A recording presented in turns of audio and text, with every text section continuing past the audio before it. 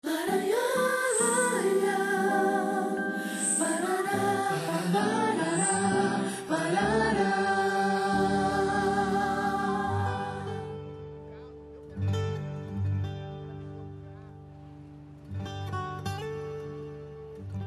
rua curtinha, 2 quadras no centro histórico de Curitiba.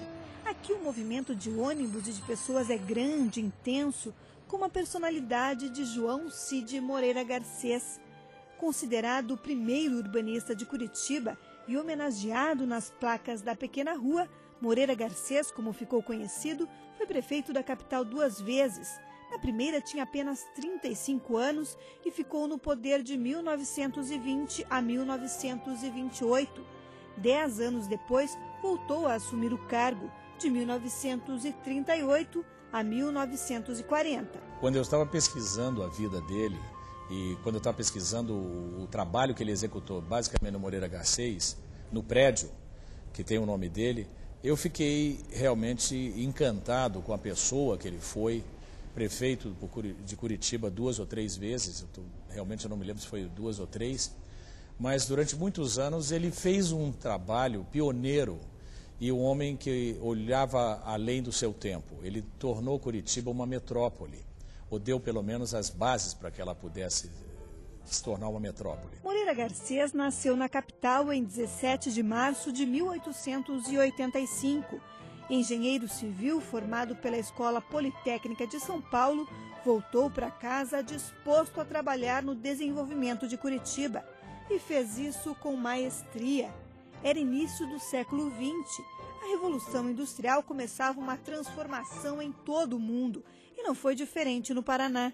A indústria automobilística ganhava força, as carroças eram substituídas pelos carros e as ruas de terra já não serviam para o tráfego dos novos veículos. A circulação de veículos começou a exigir ruas e aí nós vemos em Curitiba ruas que permanecem até os nossos dias. Por exemplo, a 7 de Setembro, a Avenida Iguaçu, a Visconde Guarapuava, enfim, grandes avenidas. Exatamente, grandes avenidas foram abertas por esta pessoa, quer dizer, pela iniciativa do prefeito da cidade de então, porque era preciso, vamos dizer, entender o desafio da circulação de veículos. Na administração dele surgiram as avenidas Iguaçu e 7 de Setembro. Em 1926, pavimentou pela primeira vez a Rua 15 de Novembro. Ele alargou a Rua 15, a Avenida Luiz Xavier, que é a menor, mais curta e a mais larga de todas as avenidas aqui no Brasil, que ela tem uma quadra. Ela também foi feita nesse período. Ali virava o bonde, tinha um bondinho naquela altura, na Rua 15.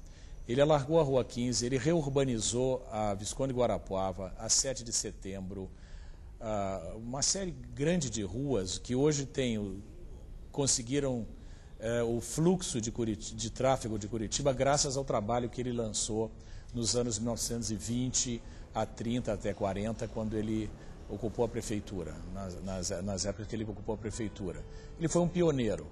Foi nesse ano também que o então prefeito de Curitiba ajudou a criar o Instituto de Engenharia do Paraná. Primeiro presidente da instituição, ainda hoje é exemplo para muitos engenheiros. Os engenheiros foram premiados pela iniciativa deste engenheiro, João Moreira Garcês, que participou do grupo de engenheiros que criou o Instituto de Engenharia. O que ele queria com isso?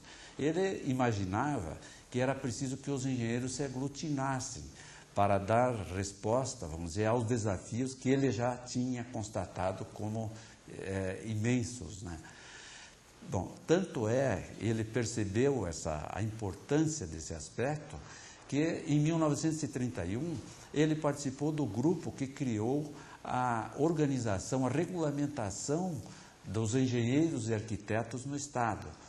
Através de que instrumento? Ele criou os mecanismos que possibilitaram a criação do Conselho Regional de Engenharia e Arquitetura no Estado, que abrangia todas as atividades de engenharia e arquitetura e fazia com que os profissionais se reunissem dentro de regras extremamente estabelecidas e reguladas por um órgão da maior importância. O O conhecimento e a audácia impulsionaram o projeto ousado de construir o primeiro arranha-céu de Curitiba e terceiro do país. Maior do que o Palacete Garcês, na época só havia o Martinelli em São Paulo e o prédio do jornal à Noite no Rio de Janeiro. Com a adoção de técnicas extremamente inovadoras e desafiadoras. Para ter uma ideia, a fundação daquela edificação, tendo em vista a inexistência ainda no Brasil de técnicas aprimoradas, desenvolvidas, de tecnologia desenvolvida, mas, vamos dizer, consciente da necessidade de segurança para os futuros usuários, o João Moreira Garcês, vamos dizer, conduziu ali a execução do estaqueamento com madeira, com toras de madeira, embebidas todas em óleo cru e tal, para que elas permanecessem, vamos dizer, com segurança ao longo do tempo, tendo em vista que a geologia do centro da cidade é toda tomada pela penetração de águas subterrâneas, etc. Então, ele tomou todas as cautelas necessárias, mesmo no momento de, vamos dizer, estruturar a edificação, foram usadas, vamos dizer, técnicas extremamente inovadoras, né, que fizeram com que a construção estivesse disponível e segura até os nossos dias. O projeto inicial era de 5 pavimentos, mas terminou com 8.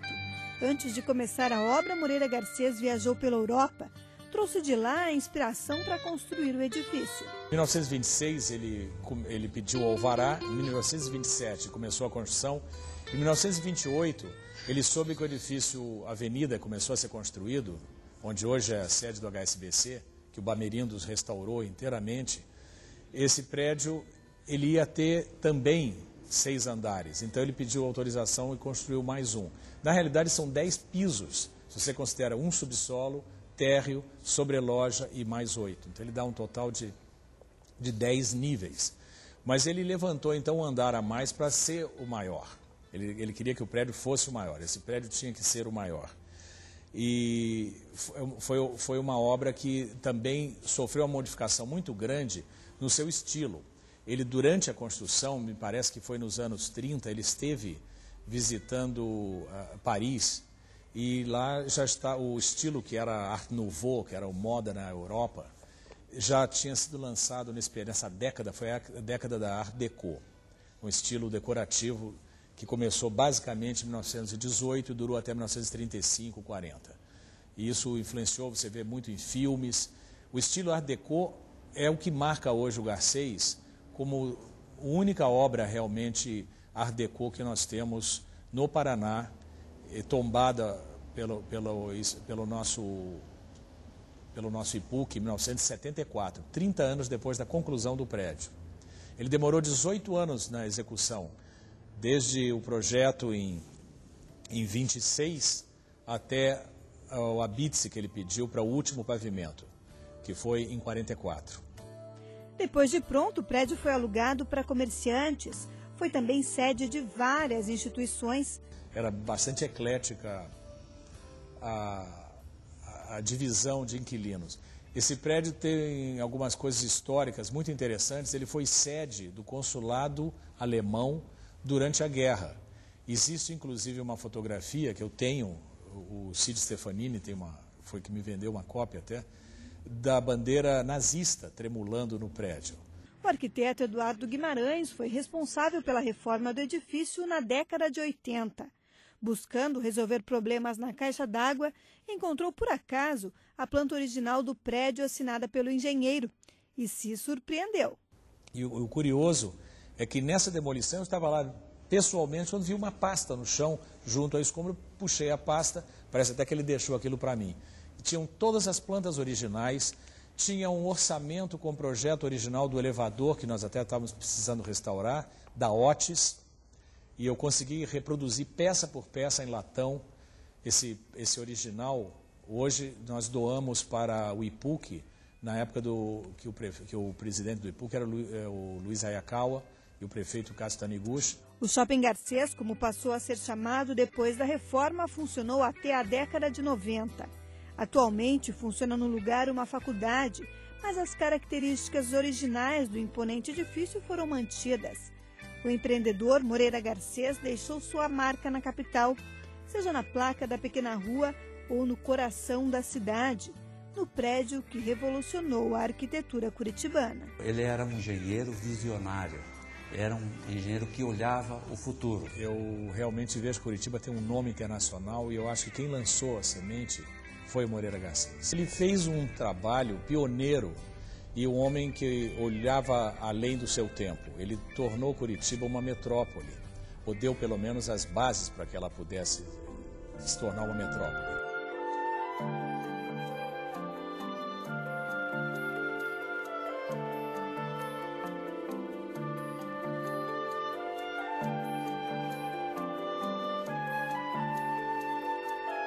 Laranjeiras